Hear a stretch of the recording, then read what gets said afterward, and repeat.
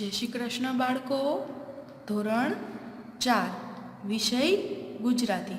તો ગુજરાતીની સ્વાધ્યાયપોથીમાં છે એ આપણે 11મા પાઠ ઊંટ અને ફકીર એમાં છે એ પ્રશ્ન 2 સુધી પૂરું કર્યું. તો હવે આગળ જોઈએ. પ્રશ્ન નંબર 3 એમાં શું કીધું? તો નીચેના પ્રશ્નોના ઉત્તર 2-3 વાક્યમાં લખો. એમાં પહેલો પ્રશ્ન, ફકીરે શા પરથી ધાર્યું કે ઊંટ એક પગે ખોડું હશે? તો આપણે પાઠમાં જોયું ને કે ઊંટ જે માર્ગેથી નીકળ્યું હતું એ માર્ગ પરના છે એ ફકીરે પગલાં જોયા તો એમાં છે એ એક બાજુનું પગલું એ જરાક આછું દેખાતું હતું. એટલે ફકીર એમ વિચારે છે ને કે ઊંટ છે એ એક પગે ખોડું હશે. તો જવાબ, ઊંટના પગલાંના માર્ગની એક બાજુનું પગલું જરા આછું દેખાતું હતું. તે ઉપરથી ધાર્યું કે ઊંટ એક પગે ખોડું હશે. બીજું, ફકીરે શા ઉપરથી માન્યું કે ઊંટનો આગલો એક દાંત પડી ગયો હશે? તો એમાં પણ આપણે પાઠમાં જોયું તો ફકીર છે એ ત્યાં ઊંટના પગલાં જ્યાં દેખાતા હતા ત્યાં આગળ માર્ગ પર જાય છે તો એમાં છે એને પાંદડા છે એ દાંતેથી કરડેલા એટલે કે પાંદડા ખાધા હોય એવું દેખાતું હતું. પણ એ પાંદડામાં છે એ વચ્ચેનો ભાગ લટકતો રહી ગયો હતો. એ ઉપરથી છે એ ફકીર ધારે છે ને કે એનો છે એ આગલો દાંત પડી ગયો હશે. તો જવાબ, ઊંટે જે પાંદડા કરડ્યા હતા તે પાંદડાનો વચમાંનો ભાગ લટકતો રહી ગયો હતો. તે ઉપરથી ફકીરે માન્યું કે ઊંટનો આગલો એક દાંત પડી ગયો હશે. ત્રીજું, ફકીરે શા ઉપરથી અનુમાન કર્યું કે ઊંટની એક બાજુએ ઘઉં લાદ્યા હશે અને બીજી બાજુએ મધ લાદ્યું હશે? તો એ ફકીર છે એ કઈ રીતે અનુમાન કરે છે? તો એ છે એ ઊંટ જે માર્ગેથી પસાર થતું હતું તો ત્યાં છે એ એક બાજુ ઘઉં છે એ નીચે પડેલા હતા એટલે કે વેરાયેલા હતા ને બીજી બાજુ એ છે એ માખીઓ બણબણતી હતી. તો માખી છે એ કોઈ મીઠી વસ્તુમાં જ બણબણે ને તો ત્યાં છે એ કાંઈ દેખાતું ન હતું. એટલે એ પરથી છે એણે અનુમાન કર્યું કે એક બાજુ ઘઉં અને બીજી બાજુ મધ હશે. તો જવાબ, ઊંટ જે માર્ગેથી પસાર થયું હતું ત્યાં એક બાજુ ઘઉં વેરાયેલા હતા અને બીજી બાજુએ માખીઓ બણબણતી હતી. આ ઉપરથી ફકીરે અનુમાન કર્યું કે ઊંટની એક બાજુએ ઘઉં લાદ્યા હશે અને બીજી બાજુએ મધ લાદ્યું હશે. હવે પ્રશ્ન નંબર 4, ફકીરે શા ઉપરથી માની લીધું કે ઊંટ એકલું તેના ધણી પાસેથી નાઠું છે? તો ફકીર છે એ માર્ગમાંથી પસાર થાય છે તો ત્યાં એ ઊંટના પગલાં જુએ છે. પછી એ આગળ જાય તો એને છે એ ત્યાં જ મધ એટલે કે ત્યાં છે એ માખીઓ બળબળતી દેખાય છે તેમજ બીજી સાઈડ છે એને ઘઉં વેરાયેલા દેખાય છે. એટલે ફકીર શું વિચારે છે કે જો ઊંટ ઉપર છે એ કોઈ બેઠું હોય તો આવી રીતે ઘઉં કે મધ છે એ નીચે ન ઢોળાવા દે ને એટલે પછી છે એવું માને છે કે ફકીર છે ઊંટ છે એ એના ધણી પાસેથી નાઠું છે કે છૂટું પડી ગયું છે.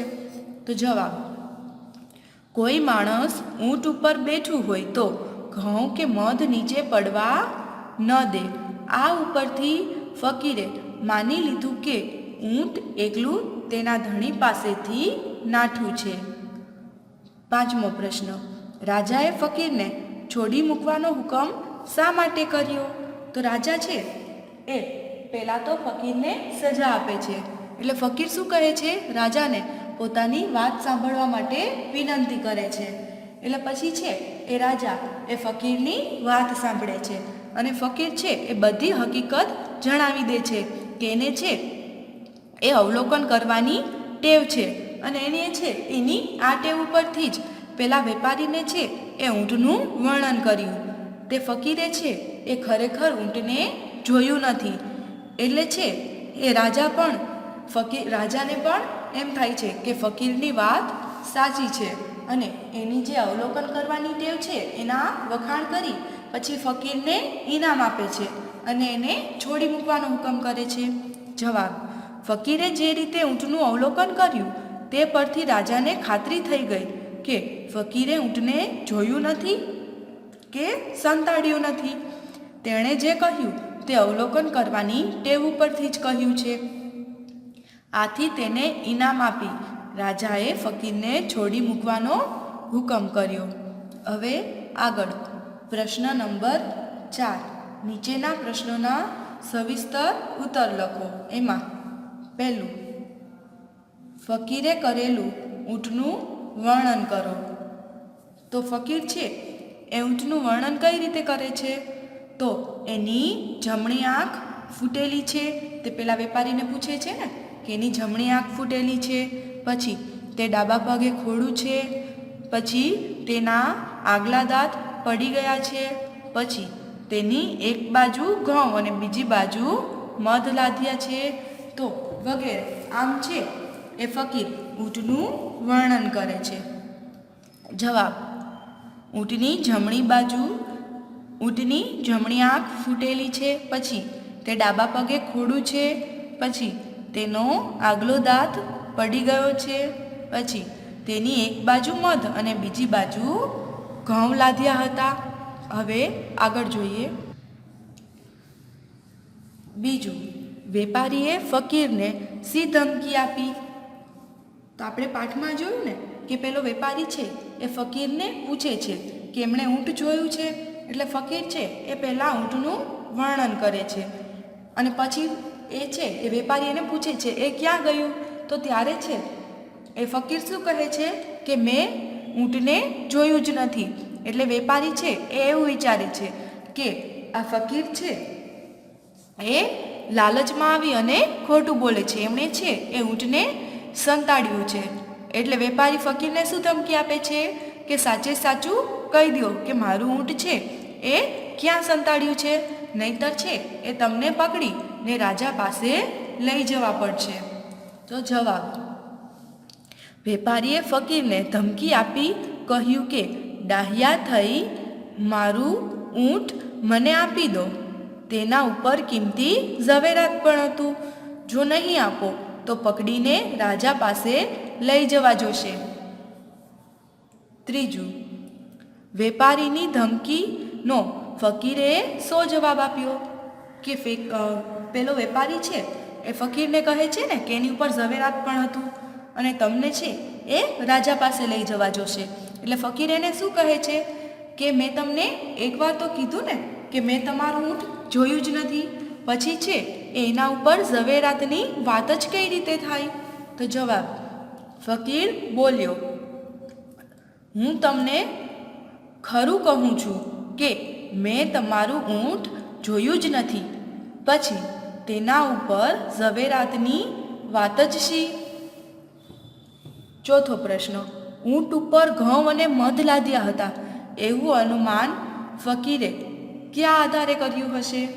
તો આનો જવાબ છે એ આપણે આગળ જોયું ને કેમાં? તો પ્રશ્ન નંબર 3માં. જવાબ: ઊંટના માર્ગની એક બાજુએ ઘઉં વેરાયેલા હતા અને બીજી બાજુએ માખીઓ બણબણતી હતી. તેના આધારે ફકીરે અનુમાન કર્યું હશે કે ઊંટ ઉપર ઘઉં અને મધ હતા. હવે પાંચમું, ફકીરની વાત સાંભળીને રાજાએ શું કર્યું? તો ફકીર છે એ પહેલાં પોતે બધી હકીકત કહે છે રાજાને કે એને છે એ અવલોકન કરવાની ટેવ છે અને એણે છે એ ખરેખર ઊંટને જોયું પણ નથી અને સંતાડ્યું પણ નથી. એટલે આ વાત પરથી છે એ આમ ફકીરની વાત સાંભળી અને રાજાને પણ ખાતરી થઈ જાય છે કે ફકીર છે એ ખરેખર સાચું બોલે છે અને એણે જે કીધું તે એની અવલોકન કરવાની ટેવના આધારે જ કીધું. એટલે છે એ પછી રાજા ફકીરને ઇનામ આપી અને છોડી મૂકવાનો હુકમ કરે છે અને છે એની અવલોકન શક્તિના વખાણ કરે છે. જવાબ: ફકીરની વાત સાંભળી રાજાને ખાતરી થઈ કે ફકીરે ખરેખર ઊંટને જોયું નથી કે સંતાડ્યું નથી. તેણે ઊંટ વિશે જે કહ્યું તે તેની અવલોકન કરવાની ટેવ ઉપરથી જ કહ્યું હતું. રાજાએ ફકીરને ઇનામ આપી છોડી મૂકવાનો હુકમ કર્યો અને તેની અવલોકન શક્તિના વખાણ કર્યા. તો આજ માટે આટલું જ. આગળ છે એ આપણે પછીના વિડીયોમાં જોશું.